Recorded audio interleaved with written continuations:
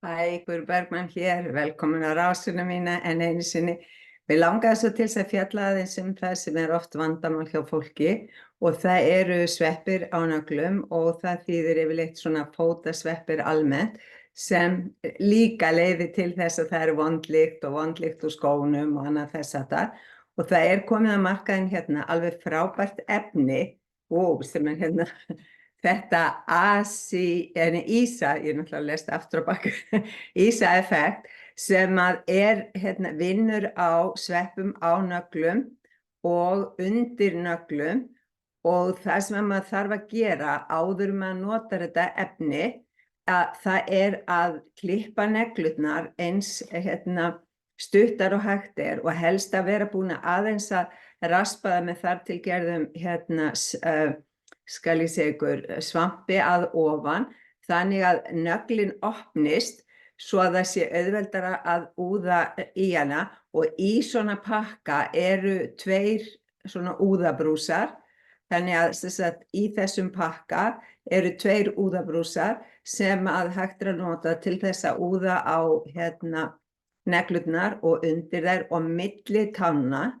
og þetta súrefni og eitthvað smá önnur efni í því sem ég kann ekki alveg skil á, en það sem það gerir það búið að rannsaka þetta og þetta drepur nánast allar sveppategundir sem að eru þvælast í skónum okkar og fótunum okkar og þessu úðað á fæturna og leyft að þorna í 15 mínútur. Ég búin að skrifa þetta grein þar sem ég skýri nánar rannsóknirnar og upplýsingar sveppategundirnar og annað þess aftar sem þetta vinnur á, þannig ég skal setja hlekk undir